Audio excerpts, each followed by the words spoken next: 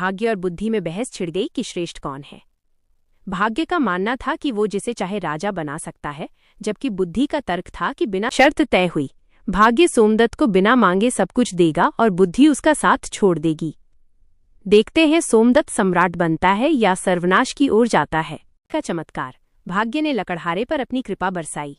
उसे जंगल में छिपा हुआ एक प्राचीन खजाना मिल गया।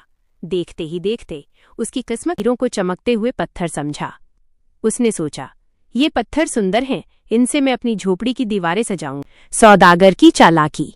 उसी जंगल से विक्रम नाम का एक धूर्त जौहरी गुजर रहा था। उसकी नजर सोमदत्त की झोपड़ी पर पड़ी, जो शाम की धूप में हीरों की वजह से सूरज की तरह समझ गया कि ये लकड़हारा महामूर्ख है। विक्रम ने कहा, भाई सोमदत्त, तुम्हारी जाओ ये पत्थर, मुझे तो भूख लगी है। करोड़ों का खजाना एक टोकरी आम के बदले चला गया।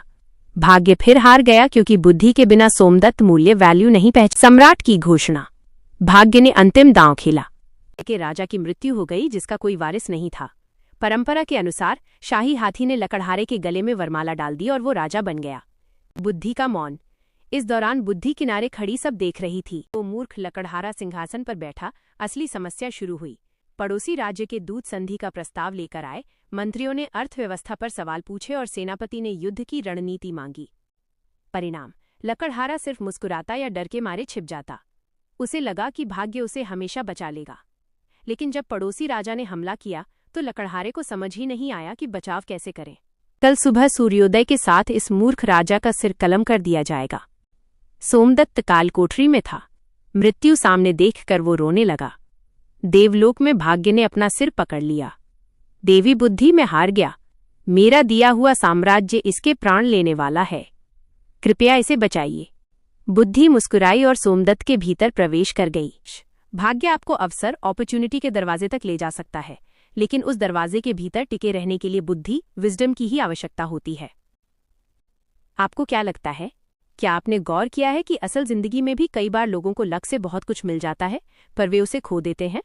अगर आप इस कहानी को किसी विशेष अंत के साथ सस्पेंस वाले हिस्से पर रुके हैं, जहां लकड़हारा राजा तो बन गया, लेकिन उसके बाद जो हुआ उसने पूरी कहानी ही पलट दी। अगर आप इस कहानी का असली और सबसे रोमांचक अंत जानना चाहते हैं, तो वो कुछ ऐसा था जिसने देवताओं तक को सोचने पर मजबूर कर दिया। जब भाग्य ने उस मूर्ख लकड़हारे को सिंहासन पर बैठा दिया, तो लकड़हारे ने अपनी मूर्खता में एक अजीब फैसला लिया। उसने आदेश दिया, आज से राज्य के सभी विद्वानों और बुद्धिमानों को जेल में डाल दो, क्योंकि भाग्य ही सब कुछ है।